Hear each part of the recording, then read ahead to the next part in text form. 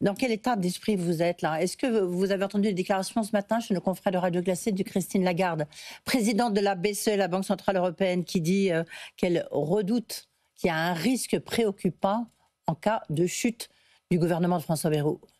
Alors, nous, les entreprises de taille intermédiaire, nous sommes d'abord des gens pragmatiques, on travaille pour essayer de développer nos entreprises, pas des politiciens. Par contre, il y a une vraie inquiétude que l'on ressent dans le tissu d'entreprises de taille intermédiaire en France, pour des raisons qui sont à la fois des raisons externes. Vous avez parlé des droits de douane, on a guerre dans une partie de l'Europe, on a une forte tension économique aussi sur les échanges avec l'Asie, et puis une situation en France qui est difficile, et pas seulement depuis les risques d'instabilité politique, mais également par le fait que la production en France reste largement défavorisée dans l'environnement européen, surtaxée, et que ça pénalise le développement des entreprises françaises ou des entreprises étrangères qui travaillent en France. Il y a des propositions évidemment un peu de tous bords, surtout devant la fragilité du gouvernement de François Bayrou et sur les doutes sur sa pérennité. Mais sur le climat des affaires tel que vous l'observez aujourd'hui, est-ce que vous voyez, il y a un coup de frein sur l'investissement? Est-ce que vous-même, vous êtes en train de vous dire, oulala, là là, au secours, je fais attention, il y a un attentisme ou pas de la part des chefs d'entreprise dont, évidemment, vous faites partie?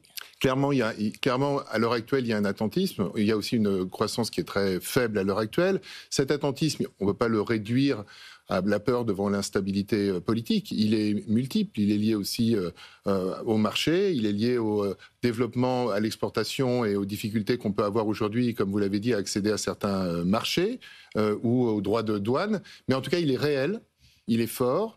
Il se traduit aussi par plus de faillites, il se traduit par beaucoup d'inquiétudes des chefs d'entreprise et clairement par un ralentissement de l'investissement. Oui, clairement un ralentissement de l'investissement.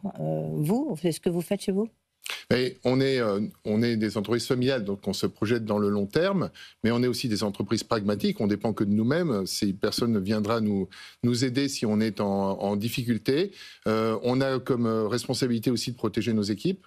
Et donc, on est effectivement prudent sur les investissements. Il faut arriver à la fois avoir l'ambition, garder l'optimisme, mais en même temps être réaliste et donc adapter ses investissements aux situations. Philippe Dornano, est-ce que vous dites aussi consterné par la classe politique, comme l'est Patrick Martin, président du MEDEF? En tout cas, c'est des déclarations qu'il a faites lors de son introduction pour les rencontres des entrepreneurs de France.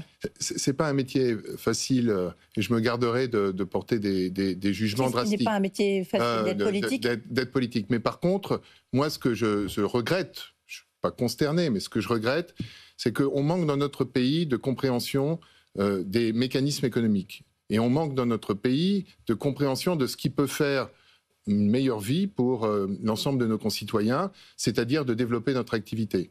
Et ce développement de l'activité, on le freine en mettant, on parle beaucoup de Trump et ses droits de douane, mais en mettant des droits de douane à l'envers en France, c'est-à-dire en surtaxant les entreprises. Et on parle aujourd'hui, ce qui est encore plus anxiogène, d'augmenter encore ces taxations. Et ça, c'est véritablement une erreur économique grave qui va déboucher sur des conséquences sociales qui seront dramatiques, c'est peut-être un peu fort, mais qui seront réelles. On a connu cette situation pendant 30 ans avec un chômage de masse. Exactement à quoi? Je fais allusion très directement. On est en économie ouverte. En économie ouverte, on est donc en concurrence avec les pays étrangers.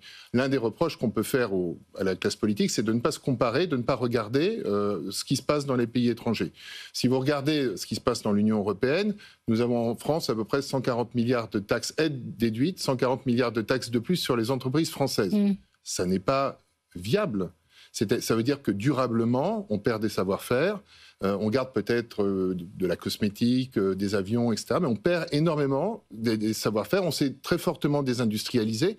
Cette situation, droite et gauche confondues, elle a été un peu modifiée depuis 7 ans avec la politique qu'on appelle un peu indûment la politique de l'offre, mais en fait avec une politique plutôt de réalignement compétitif. On a diminué de 20% l'écart entre la France et l'environnement européen. Et en faisant seulement ça, on a fait chuter le chômage, on a augmenté les recettes fiscales qui portaient sur les entreprises, et on a eu des résultats. Et nous, ce qui nous frustre, c'est de voir que cette politique marche et qu'on ne la poursuit pas. Oui, enfin, elle est à non, l'arrêt pour oui. de nombreuses raisons, elle est à l'arrêt.